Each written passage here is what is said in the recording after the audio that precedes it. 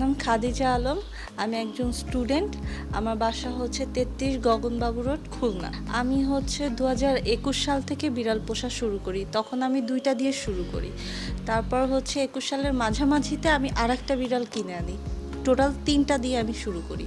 আমার এখন হচ্ছে অ্যাডাল্ট আছে ৮টা আর বাচ্চা আছে ৬টা, আর ২টা একদম নিউবর্ন কিটেন, টোটাল ১৪টা। আমি আগে পাখি পালতাম, দেশি বিড়াল পালতাম, তো ইচ্ছা হলো যে পার্সিয়ান বিড়ালও পালবো। এই শখ থেকে আসলে বিড়াল পালা। দিনে ৩বার খাবার দিতে হয়। সকালবেলা আমি ৮টার দিকে ওদের একটু খাবার দিই।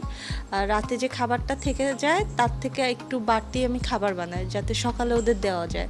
তারপর সকাল 11টার দিকে ওদের ক্যাট ফুড আছে, যেটা ওদের দিতেই হয়। সকাল 11টার দিকে ওদের আমি একটু ক্যাট ফুড দিই। দুপুর 3টার দিকে আমি আবার মেইন ফুড দিই। দুপুরে যদি আমি চিকেন দিই, রাত্রে মাছ দিই, বা রাত্রে যদি চিকেন দিই দুপুরে মাছ দিই, এভাবে। আর ওদের মুরগিটা হচ্ছে সিদ্ধ করে তার সাথে সবজি অ্যাড করি, যেমন কুমড়া, কাঁচকলা, আলু, ভাত, তারপরে ফ্যাপসা, অনেক সময় কলিজা, এগুলো সব সিদ্ধ করে মিক্স করে তারপরে হচ্ছে ওদের দেওয়া হয় যাতে ওদের স্বাস্থ্যটা ভালো থাকে। আর এই খাবারের পাশাপাশি ওদের ডেলি সাপ্লিমেন্ট আছে, ভিটামিন আছে, ক্যান ফুড আছে, ক্যাট ফুড আছে, ওরা যেগুলো খায় আর কি, এগুলো দেওয়া হয়।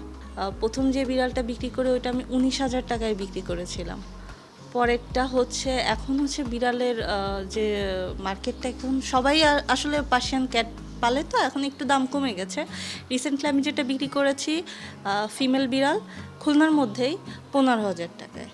আর মাঝে একটা বিক্রি করছে ওটা ১২,০০০ টাকায়, সেটা মেল ছিল। এখন দাম কমে যাচ্ছে, কিছু করার নেই, এর জন্য একটু কমেই ছেড়ে দিতে হয়েছে। আমি চাচ্ছি এগুলো যেমন বেবি দিচ্ছে, বাড়তেছে। বিড়াল তো আপনার একসাথে 4টা বেবি দেয়, অনেক সময় 3টা বেবি দেয়। আর আমার ফিমেলের সংখ্যা যেহেতু বেশি, তো বছরে 4-5 বার তো বেবি দেয়। এত তো রাখা সম্ভব না। তো আমি এটা বাণিজ্যিক পর্যায়ে নিতে যাচ্ছি, যে বিড়াল হলো সেল দিলাম। একটু বড় হয় যখন 2 মাস হয় তখনই আসলে সেল দেওয়া হয়, তার আগে বিড়াল সেল দেওয়া যায় না। ভালো লাগে। মানে সারাদিন আসার পর আমি যখন বাইরের থেকে এসে দরজায় বেল দিই, আমার বিড়াল সব দরজার কাছে এসে ওয়েট করে যে আমি আসছি। আমার পিছে পিছে যাবে, আমি কি আনছি তাদের জন্য।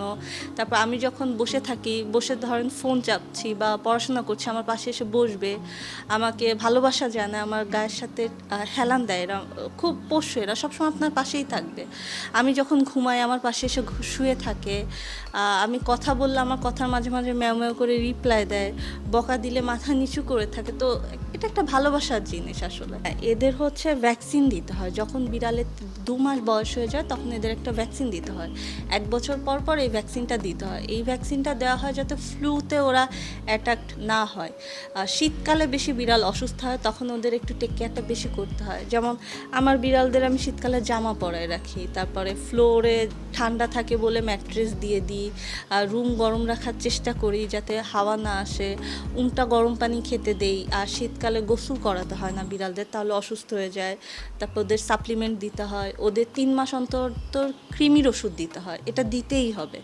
কৃমির ওষুধ দিতে হবে, ভিটামিনের ওষুধ দিতে হবে। 1 বছর পর পর ওদের যখন ভ্যাকসিনের ডেট আসবে, টাইম টু টাইম ভ্যাকসিন দিতে হবে, তাহলে আল্লাহর রহমতে আপনার বিড়াল অসুস্থ হবে না। আমি এখানে রেগুলারই আসি। আর হচ্ছে আমার আপুর কাছ থেকে একটা বিড়াল কেনা আছে 1 বছর আগে। ওর নাম হচ্ছে স্নোই। তো ওইখান থেকে বিড়াল নেওয়ার পর থেকে আপুর কাছ থেকে পরামর্শ নিই যে কি কোনটা করলে ভালো হয়, কোনটা করলে খারাপ হবে। আর আমার বিড়ালটা রিসেন্ট কনসেপ্ট করছে, 3টা বেবি হয়েছে, তো দ্যাটস ওয়াই আমার আপুর কাছ থেকে শোনা যে বেবি এখন কি করা উচিত বা মার স্বাস্থ্য যাতে ভালো থাকে সেটার জন্য কি করব, এই জন্যই আসা এখানে মূলত। এখন আমার 5টা বিড়াল, 3টা হচ্ছে বেবি আর 2টা অ্যাডাল্ট। আর মোটামুটি সবাই সুস্থই আছে।